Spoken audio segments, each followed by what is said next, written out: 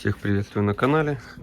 Немножко поговорим по поводу ремонтов магнитол, где берется рабочий дамп и почему он должен быть на платной коммерческой основе.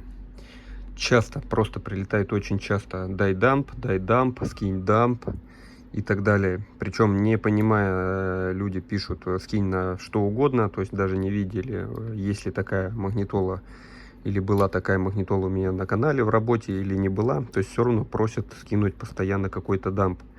Значит, отвечая на самый распространенный вопрос: откуда берутся дампы и так далее, и почему он все-таки на коммерческой основе.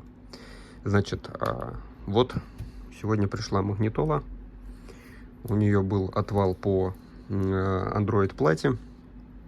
Соответственно, чтобы появился у меня дамп на эту магнитолу, я ее должен как минимум отремонтировать. То есть если она была с каким-то поломкой, не связанная с прошивкой. Дальше извлекается привод. В данном случае я уже собрал, его не буду извлекать. Переходим непосредственно к материнской плате. Здесь мы видим вот такую маленькую Android плату, да, которая припаяна по периметру. Давайте я сейчас попробую аккуратненько положить, чтобы шлейф у нас ничего не зацеплял. Так, есть.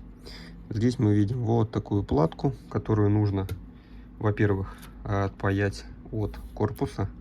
А если не отпаивать, нужно будет снять материнскую плату. Далее поднять вот эту крышечку, что мы сейчас и сделаем, если она у нас не припаяна, а на защелках. Она у нас, видимо, припаянная. Не будем этого делать, потому что сейчас я не хочу сохранять этот дамп, потому что магнитола простенькая, и в этом необходимости я не вижу.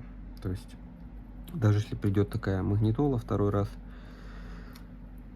то возможно просто я этот дамп куплю, если он будет мне необходим. То есть что в итоге делается? Если приходит достаточно дорогая магнитола, популярная магнитола, или наоборот редкая магнитола, или вы считаете просто сами, что вам этот дамп нужен в коллекцию, то есть поднимается вот эта крышечка, выпаяется микросхема eMMC, кидается на программатор, считывается дамп, соответственно потом этот дамп можно повторно залить и убедиться, что он исправный, либо просто уже считанный дамп сохраняется на компьютер, ваш личный архив, и обратно запаивается с перекаткой eMMC-шка на плату.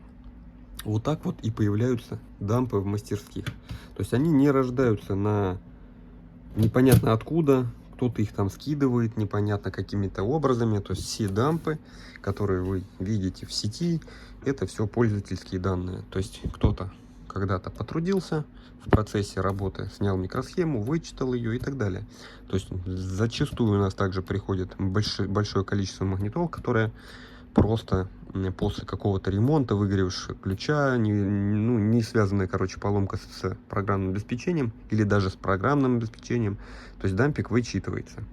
Если он исправный, то есть магнитола проверена на работоспособность, то, соответственно, этот дамп у нас есть в коммерческой основе, то есть в продаже. Дампик уходит не в коммерческую основу, только с теми людьми, с которыми, грубо говоря, мы общаемся. То есть какое-то либо сообщество на бесплатной основе, мы там друг с другом обмениваемся этими файлами.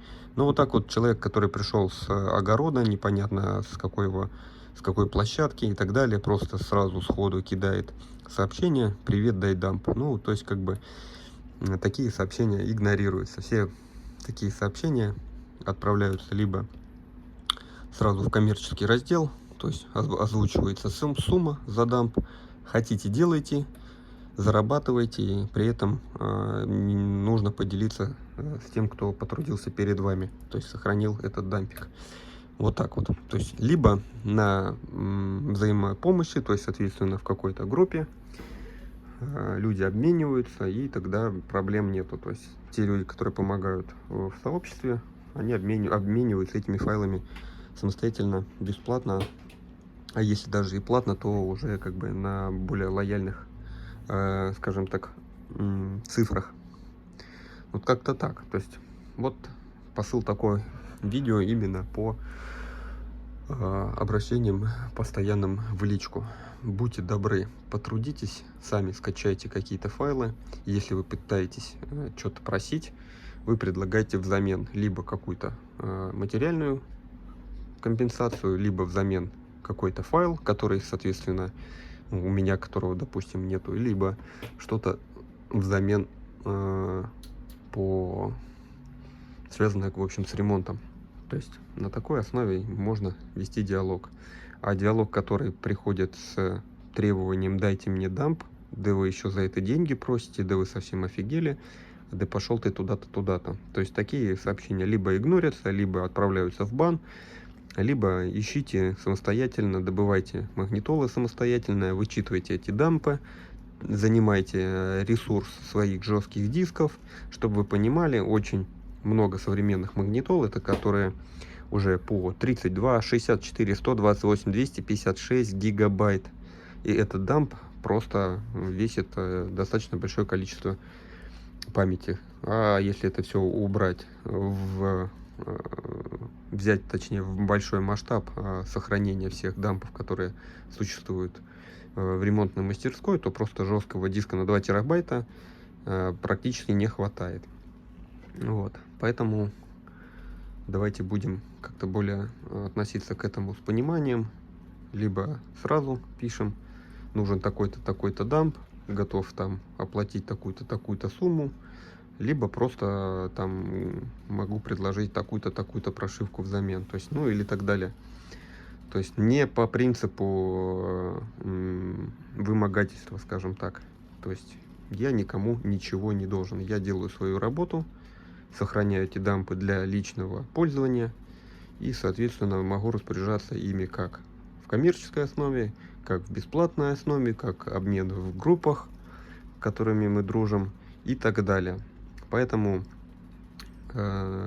будьте, наверное, все-таки справедливы относительно своей работы и чужой работы, потому что те, кто хочет заработать на ремонте какого-либо устройства, это явно устройство делается не бесплатно. Соответственно, будьте добры, если хотите какой-то получить файл, поделиться с автором этого файла, то есть тот, кто потрудился перед вами.